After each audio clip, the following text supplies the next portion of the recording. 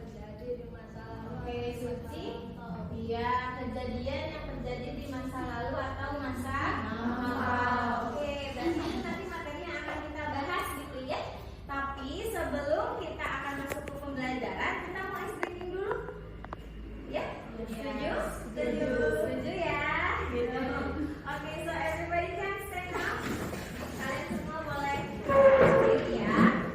Jadi nanti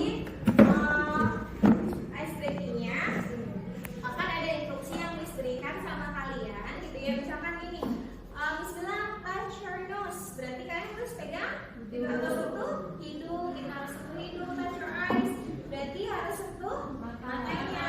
Okay, you have to be focused on what I say gitu ya. You have to be focused on what I say. Fokusnya kepada apa yang Miss bilang saja gitu ya.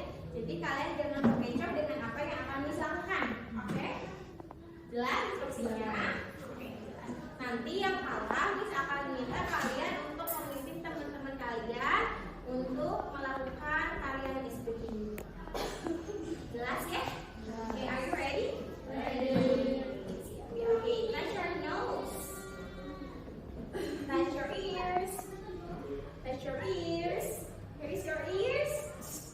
Pipi. Your ears. But you touch your mouth. Okay, harusnya sentuh telinga. Jadi kita kayak here. Oke, sekarang yang mimpin ice breaking-nya berarti Bibi, silakan.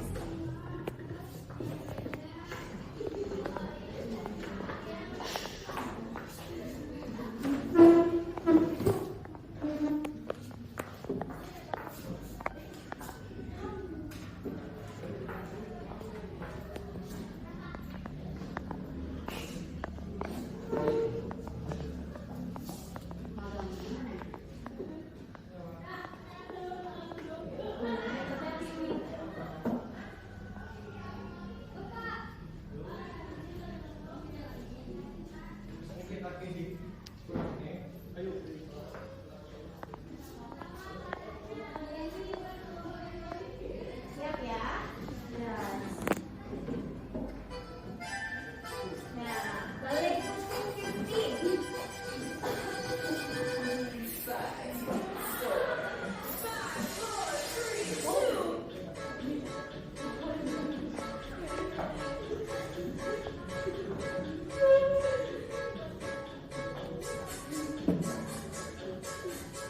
Ya, harus kompak ya.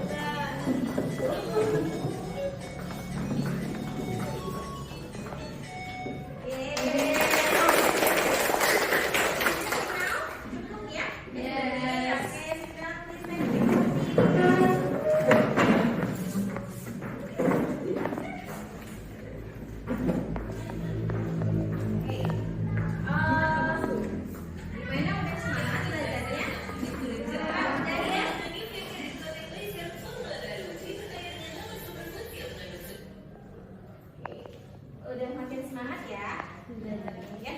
Oke, kita akan mulai pembelajaran hari ini. Tapi sebelum kita mulai, misalkan bacakan dulu nih apa sih tujuan pembelajaran kita hari ini gitu ya. Nah, tujuan pembelajaran hari ini itu yang pertama, siswa mampu memahami makna, terus juga gambaran umum dari teks recount, visual atau cerita yang diperlihatkan. Nah, kemudian yang kedua, siswa dapat mengidentifikasi tujuan, struktur teks, dan unsur kebahasaan dari teks recount. Kemudian yang terakhir, siswa mampu membuat cerita pengalaman sendiri mengenai recount teks dengan menggunakan bahasa kalian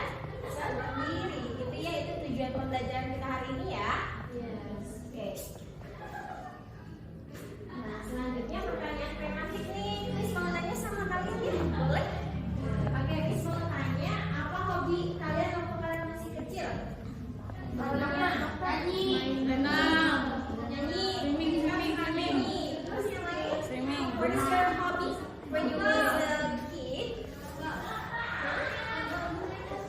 football, oke. Waktu kecil suka main bola, oke. Suci suka main bola. How about others? Berenang. Salsa like swimming, oke. Yang lain? Itu ya, ada yang sukanya ya, ada yang suka apa? Bola, ada yang suka berenang, hobi kalian ya, oke. Nah, itu kan hobi kalian ya, kalian pasti punya nggak sih kayak pengalaman yang nggak terlupakan gitu waktu kalian masih kecil? Ya. Of course ya, punya ya. Unforgettable moment when you was a child, ketika kalian masih kecil gitu ya. Punya apa tuh? Jatuh. Terus cabut gigi. Takut cabut giginya gitu? Enggak, tapi itu jadi pengalaman ya. Ya pasti Ada gigi di rumah. gigi kecil. Oh gitu. Di situ nih. Serius? Itu jadi pengalaman yang nggak terlupakan tapi ya. Kemudian pergantian konteks nih. Tadi udah dibahas, Miss tanyakan sama kalian ya. Terus tadi siapa yang sudah jawab? Suci ya? Suci udah menjelaskan tadi apa sih recount text katanya. Recount text itu adalah apa Suci? Kejadian yang terjadi di masa lalu atau di masa lampau. Ya, kejadian yang terjadi di masa lalu atau masa lampau itu betul ya kata Suci ya. Bahwa recount text itu tell us about the experience that happened in the past gitu ya. Kejadian yang memang terjadi di masa lampau gitu. Yang tadi Miss tanyakan tuh sama kalian punya nggak pengalaman yang nggak terlupakan gitu ya. Berarti itu adalah kejadian di masa lampau yang nggak bisa kalian lupain, pengalaman yang berkesan gitu ya. Itu adalah recount text ya. Tuh. Kemudian tujuan recount text nih. Ada yang tahu nggak sih tujuannya apa? Kalian punya pengalaman nih di masa lalu yang nggak terlupakan gitu ya. Jadi menurut kalian tujuannya untuk apa? Menghibur. Untuk ya. Okay, so the purpose of the context is to entertain the readers gitu ya. Betul tuh kata salah saya. Tujuannya adalah to entertain the readers about history of the experience that happened in the past gitu ya. Oke. Yang pertama tujuannya memberikan informasi dulu kepada si pembacanya gitu ya. Yang kedua tujuannya untuk menghibur si pembaca gitu ya, dari cerita konteks yang ditulis oleh penulis gitu ya, ataupun juga yang diceritakan oleh pencerita mengenai pengalaman yang dia alami gitu ya.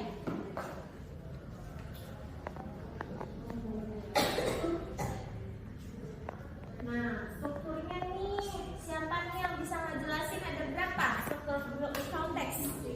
Ya, Vivi ada berapa Vivi? Ada tiga. Ada tiga apa aja? Satu orientasi, dua event, Ya. tiganya reorientasi. Ya, good job Vivi ya. Betul kata Vivi. There are three generic structure of recount text. Ada tiga generic structure dari recount text. The first is about orientation, secondnya events, and the last is about reorientation. Thank you Vivi ya, betul ya.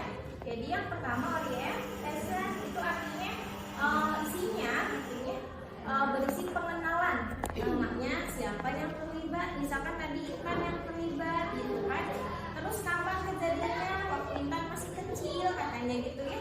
Di mana kejadiannya, di rumah sakit gitu kan, di dokter gigi ya pasti ya. Jadi kejadiannya misalkan di rumah sakit gitu. Jadi yang pertama itu isinya pengenalan gitu, orientation gitu ya. Terus tadi siapa lagi yang punya pengalaman gak terlupakan ya? Tadi tes siapa?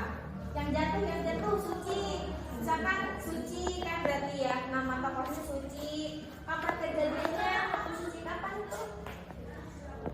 Kecil, waktu TK, SD? Lupa lagi, pokoknya waktu kecil aja ya. Di mana? Di jalan gitu. Itu namanya orientation ya. Terus ada yang kedua ada event. Event itu adalah serangkaian kejadian-kejadiannya. Jadi apa aja yang dialaminya. Jadi misalkan tadi siapa Suci jatuh, gimana tuh ceritanya bisa jatuh, bisa diceritakan ya, apa aja yang dialami. Juga siapa Intan juga bisa ya menceritakan gimana sih serangkaian peristiwa itu bisa terjadi. Atau misalkan kemarin tuh waktu kalian liburan ya itu kan juga sama aja menceritakan pengalaman di masa lalu gitu ya. Kalian boleh tuliskan serangkaian peristiwa apa yang kalian lakukan di hari liburan itu gitu ya. Terus yang terakhir ada reorientation. Apa reorientation tuh? Apa? Rangkuman peristiwa. Iya betul, rangkuman peristiwa yang terjadi itu dirangkum adanya di reorientation gitu ya. Oke, nah kaidah kebahasaannya nih, jadi ada language feature of context ya. Yang pertama yaitu using past tense gitu ya, menggunakan tenses past tense, yaitu tenses yang digunakan untuk menceritakan kejadian di masa lampau. Pakainya verb keberapa? Kedua. Ya Dina, pakainya verb kedua. Betul, pakainya verb kedua ya. Jadi recontext itu menggunakan tenses past tense, yaitu pakai verb kedua gitu kan. Terus ada time connective juga gitu ya. Yang kedua ada time connective, yaitu kejadian disajikan secara kronologis ya. Yang tadi sudah saya bilang ya, di event itu kan kejadiannya diceritakan secara kronologi gitu ya. Apa aja sih yang terjadi gitu secara kronologi gitu. Nah itu namanya time connective atau penghubung waktu gitu ya. Penghubung waktu bisa kalian pakai after, before gitu ya, after this gitu ya, or before, atau juga at the first time, and then gitu ya, atau after that, dan juga lain-lain. Jadi itu adalah time connective atau kata penghubung waktu untuk menceritakan cerita secara kronologis. Kemudian yang terakhir menggunakan verb gitu ya, atau kata keterangan gitu ya. Itu adalah kata keterangan untuk menunjukkan waktu atau cara. Jadi yang terakhir menggunakan adverb itu kata keterangan, bisa keterangan waktu. Kalau keterangan waktu